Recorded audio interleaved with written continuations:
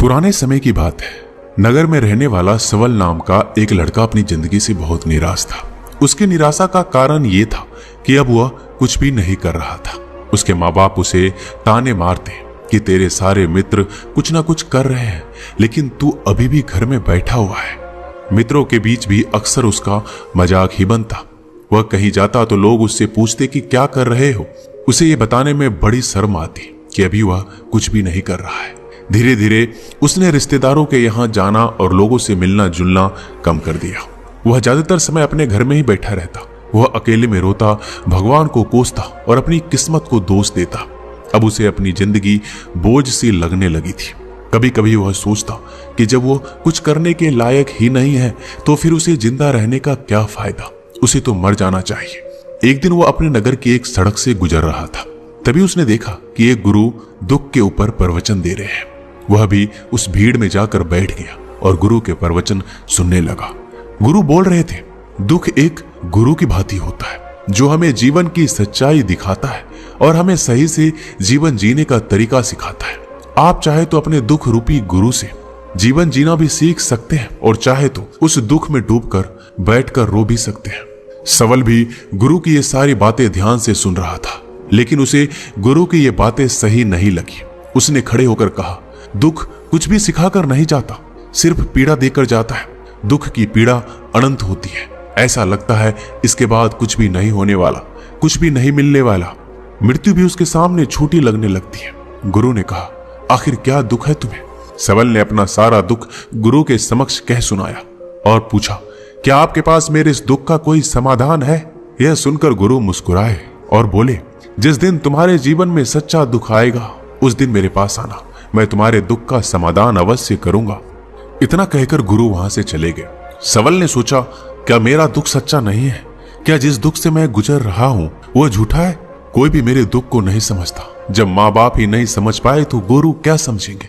अपने दुखों से परेशान होकर सवल ने एक निर्णय लिया कि अब वह कुछ करके दिखाएगा। उसने एक छोटा सा व्यापार शुरू किया, लेकिन उसमें सफलता नहीं मिल रही थी। लेकिन उसके घरवाले खुश थे कि वह कुछ तो प्रयास कर रहा है। वह अपने व्यापार में जुटा रहा और धीरे धीरे सफलता भी मिलने लगी। फिर उसने रफ्तार पकड़ ली। सिर्फ 3 साल के अंदर ही वह एक बड़ा व्यापारी बन गया। अब सवल के चारों तरफ ऐसे बहुत से लोग थे जो उसकी चिंता करते थे, उसे पसंद करते थे, उसके काम की प्रशंसा करते थे। अब उसके घरवाले भी उसकी प्रशंसा करते थकते नहीं थे। दिन प्रतिदिन उसके मित्रों की संख्या बढ़ती जा रही थी। अब वो अपनी जिंदगी से बहुत खुश था। उसके कुछ मित्रों ने उसे सलाह दी कि जब तुम बड़े व्यापारी बनकर इतना खुश हो तो सोचो, अगर तुम इस नगर के, इस राज्य के सबसे बड़े व्यापारी बन जाओगे तो तुम्हारे पास कितना सुख होगा, कितने लोग तुमसे जुड़ना चाहेंगे, तुम्हारा कितना यश फैलेगा। स्वयं राजा भी तुमसे मित्रता करना चाहेंगे और जरूरत पड़ने पर तुमसे ही धन उधार लेंगे। मित्रों की यह बात सवल के मन में घर कर गई। अब उसने और भी धन कमाने का प्रयास शुरू कर दिया, लेकिन उसे यह सब अब जल्दी चाहिए था। वह सब कुछ प्राप्त करने में अपना ज्यादा समय बर्बाद नहीं करना चाहता था, इसलिए उसने ऐसे भी कार्य करने शुरू कर दिए जो उचित नहीं थे। उसने बड़ी मात्रा में अपने मित्रों से उधार लेना शुरू कर दिया। ज्यादा मुनाफा कमाने के लालच में अपने सामान में मिलावट करने लगा। उसने दूसरे व्यापारियों के खिलाफ षड्यंत्र भी रचे। उसने डराया, धमकाया। जैसा जैसा उसका मित्र कहते गए वही करता गया। वह इन तरीकों से ज्यादा धन तो कमा रहा था, लेकिन अब उसके जीवन में सुकून नहीं था। उसके मन की शांति गायब हो गई थी। उसे रातों में नींद नहीं आती थी। वह किसी उधेड़ बुन में लगा रहता था। सुख साधन की सारी वस्तुएं होने के बाद भी उसे किसी में सुख नहीं मिल रहा था। एक दिन सबल अपनी बग्गी में सवार होकर कहीं जा रहा था। तभी रास्ते में उसे गुरु का आश्रम दिखा। वह रुक गया। वह गुरु के पास जाकर बोला, गुरुदेव, आपने कहा था जब तुम्हारे जीवन में सच्चा दुख आए तब मेरे पास आना। मैं अब बहुत ही दुखी हूं। मेरे रातों की नींद गायब हो गई है। मुझे कहीं सुकून नहीं मिल रहा। इस तरीके से सबल ने अपनी सारी समस्या गुरु के सामने कह सुनाई। गुरु ने कहा, जब तुम मुझसे पहली बार मिले थे तब भी तुम किसी दुख में थे। तुमने उस दुख से क्या सीखा? सबल ने कहा, मैंने सीखा कि सिर्फ सोचने और चिंता करने से कुछ नहीं होता। अपनी सोच को सच करने के लिए कर्म करना पड़ता है, और सिर्फ कर्म करने से भी कुछ नहीं होता। अपने कर्म को अंतिम पड़ाव तक ले जाना भी आवश्यक होता है। चाहे रास्ते में कितनी मुश्किलें आए, मन कितना ही निराश हो, कितना ही लगे कि अब आगे कुछ नहीं होने वाला है, तब भी ये मानकर चलो कि मैं जो कर रहा हूं उसमें मैं अवश्य सफल हूंगा। लोग सिर्फ सफल व्यक्ति को सम्मान देते हैं, फिर चाहे कोई कितना अच्छा क्यों ना हो, वह लोगों की नजरों में बोझ ही होता है। यह सब सुनकर गुरु मुस्कुराए और बोले, यह असली दुख नहीं है। जब तुम्हारे जीवन में असली दुख आए तब मेरे पास आना, मैं उसका समाधान अवश्य करूंगा। सवल ने जाते समय गुरु को सोने के सिक्कों से भरा एक घड़ा भेंट किया। घड़ा देखकर गुरु ने कहा, यह मेरे किसी काम का नहीं, इसे उस पेड़ के नीचे गड्ढा खोद कर दफना दो। सवल ने गुरु के कहे अनुसार घड़े को पेड़ के नीचे दफना दिया और वहां से चला गया। कुछ दिनों तक व्यापार अच्छी तरक्की कर रहा था, लेकिन गलत व्यापार की वजह से धीरे धीरे उस व्यापार में घाटा होने लगा। उसकी सारी धन संपदा धीरे धीरे खत्म होने लगी और एक दिन ऐसा आया जब उसके पास कुछ भी नहीं बचा और वह कर्जे से लद चुका था। लेकिन वह निश्चित था, क्योंकि उसने सारा कर्ज अपने मित्रों से ही लिया था।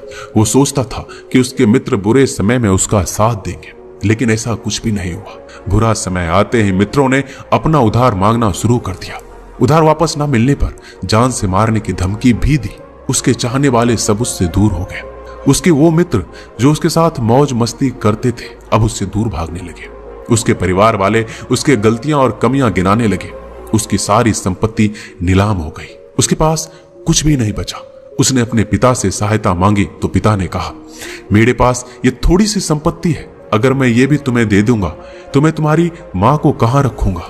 ये संपत्ति हमारा आखिरी सहारा है। सबल के भीतर बहुत गहरा दुख था। उसके आसपास कोई नहीं था जो उसके दुख को समझ सके, उसे संभाल सके। लोगों से मिले इस धोखे और विश्वासघात की वजह से वो अंदर तक टूट गया। उसे लगने लगा कि अब जीने का क्या मतलब, अब तो मृत्यु ही एकमात्र सहारा है। वो आत्महत्या करने के लिए पहाड़ी की तरफ जा रहा था। तभी उसे याद आया कि गुरु ने कहा था, जब तुम्हारे जीवन में असली दुख आए तब मेरे पास आना। सबल गुरु के पास गया और अपना सारा दुखड़ा उन्हें सुनाया। आंखों में आंसू भरकर बोला, मेरे इस दुख का समाधान कीजिए गुरुदेव। गुरु ने कहा, जब तुम्हारे जीवन में असली दुख आए तब मेरे पास आना, मैं उनका समाधान अवश्य करूंगा। सबल ने कहा, क्या अभी जो मेरे जीवन में घट रहा है क्या वो दुख नहीं है? आखिर असली दुख होता क्या है? गुरु ने कहा, सबसे पहले तुम मुझे ये बताओ, इस दुख से क्या सीख मिला? सबल ने कहा, मैंने सीखा कि जो लोग हमारी सफलता, हमारी तरक्की की वजह से हमारे जीवन में आए हैं वो हमें धोखा अवश्य देंगे, क्योंकि बुरे समय में हमारे साथ खड़े नहीं होंगे। वह केवल अच्छे समय में हमारा फायदा उठाएंगे और बुरे समय में छोड़कर चले जाएंगे। भरोसा केवल उन्हीं लोगों पर करना चाहिए जो हमारे बुरे समय में, असफलता के समय में हमारे साथ खड़े रहते हैं। लेकिन ऐसे लोग बहुत ही कम होते हैं, पर जिसके पास होते हैं उनकी कद्र करनी चाहिए, उनका अपमान नहीं करना चाहिए। मैंने ये भी सीखा कि कभी किसी के खिलाफ षड्यंत्र नहीं रचना चाहिए। ईमानदारी और धैर्य के साथ काम करना चाहिए और कभी लालच नहीं करना चाहिए। अपना सारा दुख और अनुभव बताने के बाद सबल आंखों में आंसू भरकर गुरु के सामने बैठा रहा। थोड़ी देर बाद गुरु उठे और उस पेड़ के नीचे गड्ढा खोदकर वह घड़ा बाहर निकाला जो सोने के सिक्कों से भरा हुआ था और उसे सबल को दे दिया और कहा, तुम्हारे जीवन में असली दुख आए तब मेरे पास आना। सबल ने गुरु को धन्यवाद दिया और प्रणाम कर कर वहां से चला गया। उसने उस धन से एक छोटा व्यापार शुरू किया। अब वह एक छोटा व्यापारी बनकर खुश था। अपनी पूरी लगन और ईमानदारी से व्यापार किया। देखते ही देखते वो फिर अपने नगर का एक बड़ा व्यापारी बन गया। उसका जीवन खुशियों और सुविधाओं से भर गया। लेकिन कोई कितना भी अच्छा हो, कितना भी अच्छा काम करे, दान करे, पुण्य करे, लोगों की मदद करे, लेकिन जीवन में दुख तो आता ही है। तो सबल के जीवन में भी दुख आया, उसके माता पिता की मृत्यु के रूप में। वो दोनों एक ही दिन मृत्यु को प्राप्त हो गए। सबल अपने माता पिता से बहुत प्रेम करता था, इसलिए उसे उनकी मृत्यु से बहुत गहरा आघात पहुंचा। उन दोनों के पार्थिव शरीर को शमशान घाट ले गया। वहां उनकी अंतिम क्रिया की गई। वहां उसने अपने माता पिता के शरीर को जलते हुए देखा तो उसका मन बेचैन हो गया। उसके अंदर बहुत से प्रश्न उठने लगे। वह घर वापस आया तो अपने माता पिता के घर और संपत्ति को देखा जिसके लिए उसके माता पिता हमेशा लड़ते रहते थे।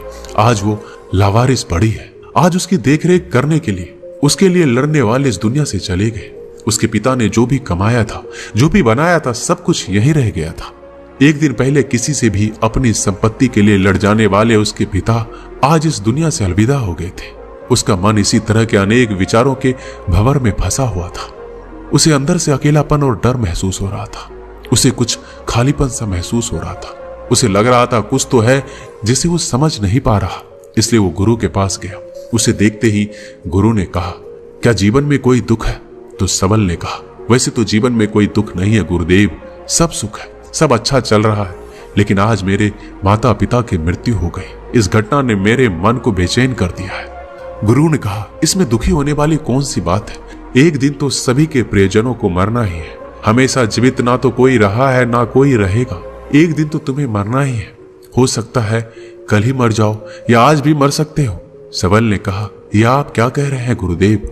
मैं भी मर जाऊंगा, पर मैं तो अभी जवान हूं। गुरु ने कहा, इसी भ्रम में तो सभी जी रहे हैं कि मृत्यु दूसरों को आती है, बुढ़ापा दूसरों को आती है, लेकिन बूढ़ों के सामने ही जवान मर जाते हैं, बच्चे मर जाते हैं।